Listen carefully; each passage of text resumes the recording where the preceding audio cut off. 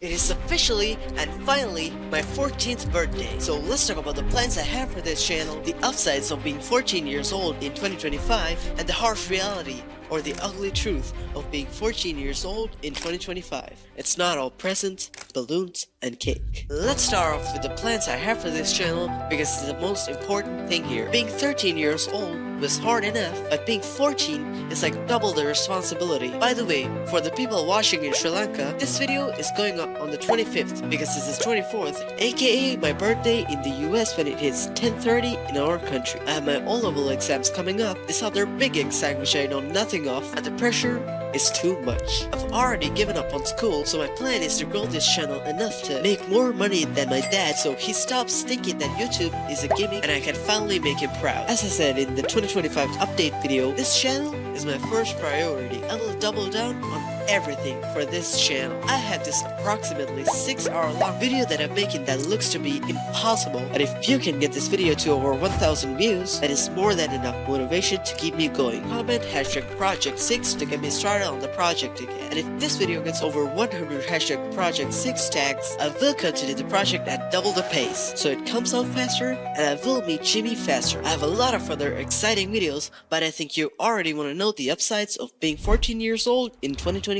I'll just speedrun through this list. Almost no one can physically bully you, and ambitious people who want to break free from the rat race will be heavily bullied verbally. You can do almost whatever you want, and that is how I keep this channel alive. You have the motivation to do anything you want. And just a quick update from Project Beast. I can do 5 push-ups compared to 3 now, which is a really impressive milestone if you ask me. And the bad headaches went away, but now I have breathing problems. And I think that's it because there's no way you'd want to be 14 years old in 2025. It's harsh, and I know some teachers at our school like to rant about us complaining because we're spoiled, but our problems are different. Mine are different. Only I get it, and they get paid really well. One even has an iPhone 15 Pro Max, and she's mad that we're complaining. I'm not gonna drag this part for very long. Now, I'm not gonna reveal which teachers exactly do that because I don't want to be expelled, and also the people at my school are making it really hard to keep this channel a secret. So let's move on to the harsh truth of being 14 years old in 2025. My first problem is money. Now,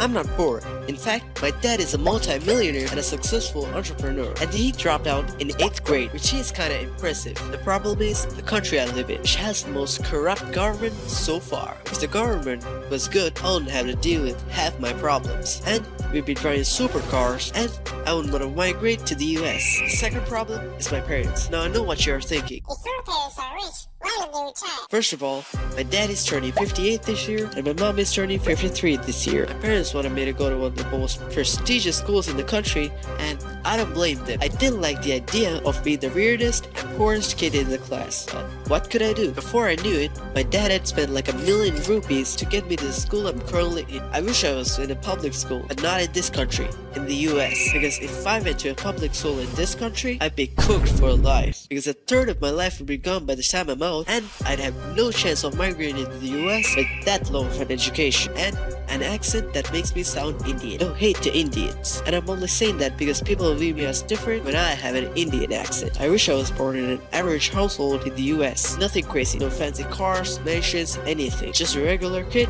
going about his day.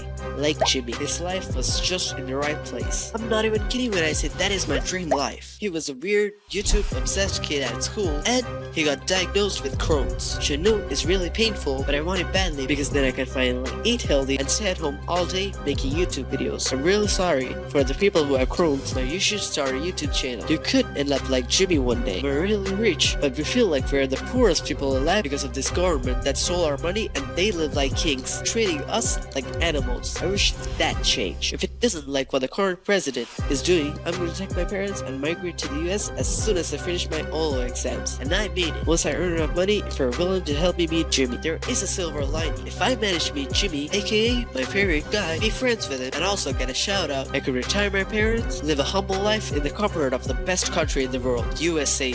The land of the free. So watch this video to find out what a thumbnail worth $1 million would look like to help my parents retire. This equals death. Plug your computer in a thunderstorm. Use cleaning rags to clean your car. And then Mr. Beast Gang, see you around.